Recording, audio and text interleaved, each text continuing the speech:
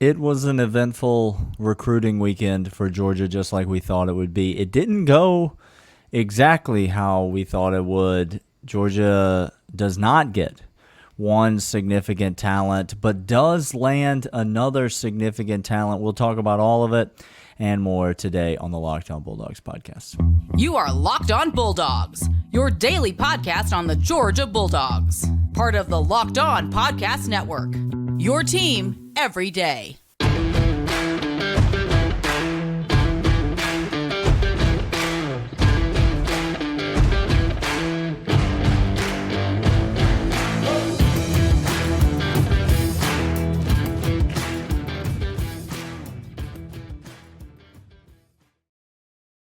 What is up, everybody? Welcome to the Locked On Bulldogs podcast. Today's episode brought to you by LinkedIn.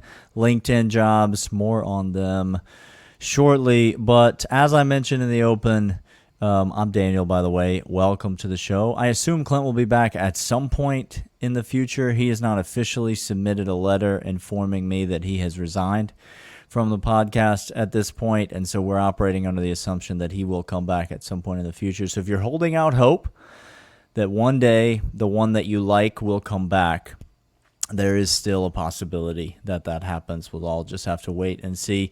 Glad that you're here. Thanks for being a part of the show as we get closer and closer to the college football season. Now is the time to make sure you're subscribed. Subscribe to the YouTube channel. Leave us a thumbs up. Drop a comment down below and let us know. We're trying to get to over 7,000 subscribers before the season starts. Why not make it 7,500 subscribers before the season starts? And then if you're on YouTube, go over to the audio side, wherever you get your podcasts, Stitcher, Spotify, Apple Podcasts, wherever you find podcasts. Go and follow, subscribe, leave a rating and review. That helps us out a tremendous amount as we get closer to the season. Tell a friend about the show. Reach out to us at Dawgs Podcast, lockedonbulldogs@gmail.com. We'd love to hear from you. Got a lot to discuss today. As I mentioned in the open, recruiting weekend. We talked about it with John last week, and it did in fact happen. Big recruiting weekend in the books. Georgia misses on KJ Bolden, and they hit on Nate Frazier. Still potentially some more fish out there for Georgia. I don't think this recruiting class is finished yet, which is crazy because if it was finished, it would be the best recruiting class anyone had signed in the last 10 years. But I don't think it's even finished yet. I think there will be even more by the time all is said and done. Let's start with KJ Bolden. Let's just get it out of the way. A lot's been written. A lot has been said about this commitment. KJ Bolden obviously goes to Florida State. Safety, 5-star, number one safety in the country from Buford. He ends up at Florida State. Ohio State, Auburn were in the mix. It was probably, everybody sort of thought it was down to Auburn, Florida State, and Georgia. But most people were leaning Georgia. It was a surprise, I think, to a lot of people. Let's get some things out of the way. Number one, we wish KJ Bolden well. That is the official position of the Locked On Bulldogs podcast and should be the official position of every Georgia fan, really every college football fan everywhere. If you're getting your feelings significantly hurt by the decisions of 18-year-old kids, you really should think a lot about your life and some of the choices that you have made. It's really not worth it. I know we all love football, and we all want people to come to Georgia, and we all think that it's the best place on earth, and we want other people to think that as well. Georgia's not for everybody, and Georgia obviously wasn't for KJ Bolden. Second point, don't get caught up in all of these Florida Gator-like rumors about how Florida State offered double the NIL on the last day, or Georgia told the kid that he wasn't a priority, or some of this other excuse making. The fact is that Georgia recruited this kid really hard, and he picked a different school. He's not the first one to ever do that, believe it or not. Georgia's recruited other kids really hard, and they have chosen to go to different schools. And last I checked, Georgia was fine. Georgia will be fine without KJ Bolden. Here's what I do think that this means. Number one, next year at the safety position, you've got Jonell and you've got Malachi Starks. Georgia is set with 2 starting safeties next year. I wouldn't be surprised if Jonell plays quite a few snaps at safety this year. Now, what happens beyond that in terms of depth is where this starts to become a fairly significant issue, I think. I think that safety is going to be a position, defensive back in general is going to be a position you're going to see Georgia hit really hard in the portal next year because of this miss in recruiting. And so we'll just have to wait and see what Will Muschamp and Kirby Smart, Glenn Schumann, and the defensive staff decide to do, what they're able to put together. I am going to hold my breath and say it's going to be fine. Georgia's going to get good players, and then those good players are going to play for Georgia, and they're going to play well. So let's move on from KJ Bolden, and let's talk about Nate Frazier, because Nate Frazier is a Bulldog, and that's what we like to talk about on this podcast. Massive running back commitment. We'll talk about what he brings, and one thing that I specifically love about this kid coming up right after this. But first, LinkedIn Jobs. I told you they were the sponsor of today's episode. I told you we would be getting back to them, and here we are. Every day hiring a potential new candidate for a job at your company can feel like a high-stakes wager for your small business. You want to be 100% certain that you have access to the best qualified candidates available, and that's why you have to check out LinkedIn Jobs. LinkedIn Jobs helps you find the exact right people for your team faster and for free. Everybody knows about LinkedIn. Everybody has LinkedIn profiles for themselves, but if you're in HR at your company, or you own and operate and run a small business and you need to make a hire, then LinkedIn Jobs is the place to go. It is fast, free, and easy to create a job post on LinkedIn Jobs, and then you simply add the job and the purple hashtag hiring frame to your LinkedIn profile to spread the word that you are now hiring. LinkedIn offers simple tools like screening questions, making it easy to focus on the candidates with just the right skills and experience so you can quickly prioritize who you'd like to interview and ultimately hire. It's why small businesses rate LinkedIn Jobs number 1 in delivering quality hires versus the leading competitors. So LinkedIn Jobs helps you find the right qualified candidates that you want to talk to faster and for free. Post your job for free at linkedin.com/lockedoncollege. That's linkedin.com/lockedoncollege to post your job for free. Terms and conditions apply. All right. As mentioned, we're going to talk about Nate Frazier. He has committed to the University of Georgia over the weekend. Running back out of California, Mater Dei High School, 5'11", 208, 210, somewhere in that range.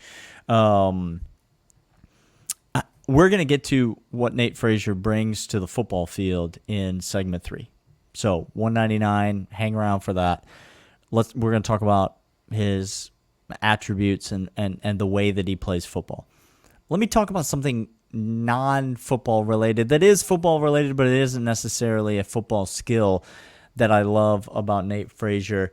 And you kind of got to get deep into the weeds in this. It was about a month ago, maybe a little over now, when Georgia had a recruiting weekend. They had a lot of recruits on campus. One of those recruits was Nate Frazier. Another one of those recruits was Chauncey Bowens, a running back who was then at the time committed to the University of Florida. You'll remember this. We talked about it on the show several weeks ago when it happened.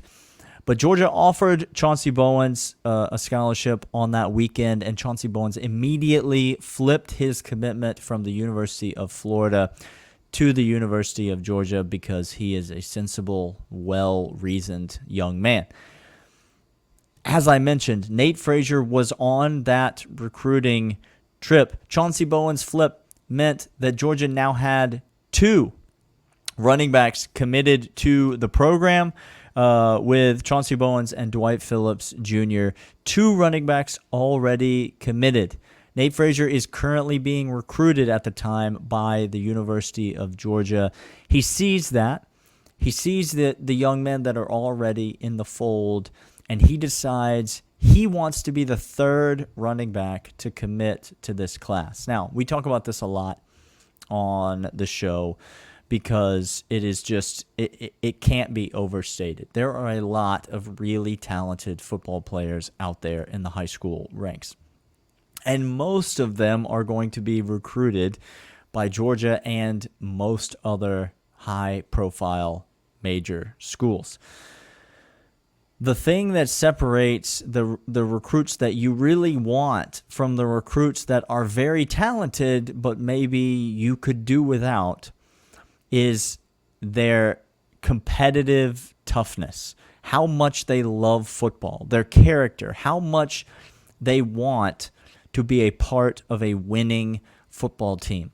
Are they afraid of competition? Now, I'm not saying that everyone who chooses to not commit to the University of Georgia but rather go to another school is afraid of competition.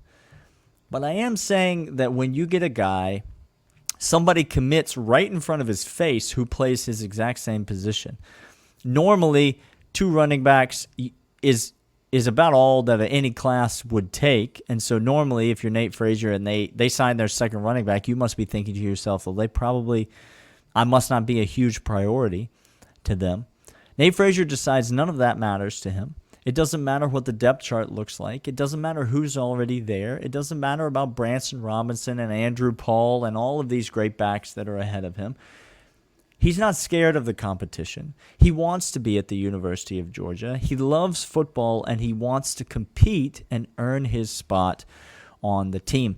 That's the kind of a guy that you want in your program. That's the kind of guy that you want on your team when you're trying to put together a recruiting class. Kirby talks about it all the time.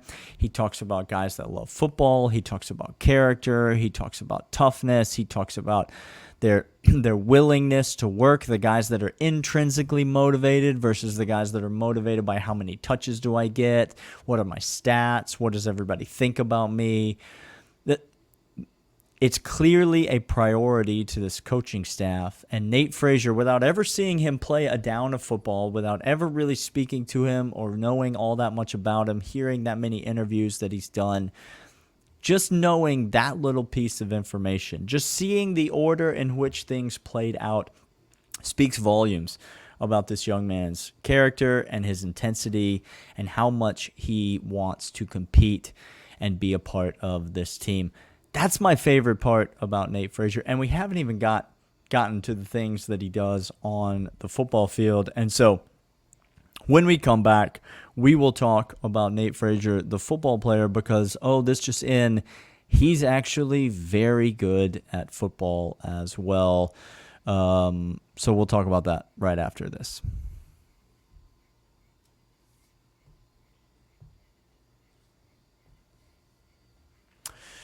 Welcome to the 3rd segment. Welcome, loyal 3rd segment listeners, also known as the 199.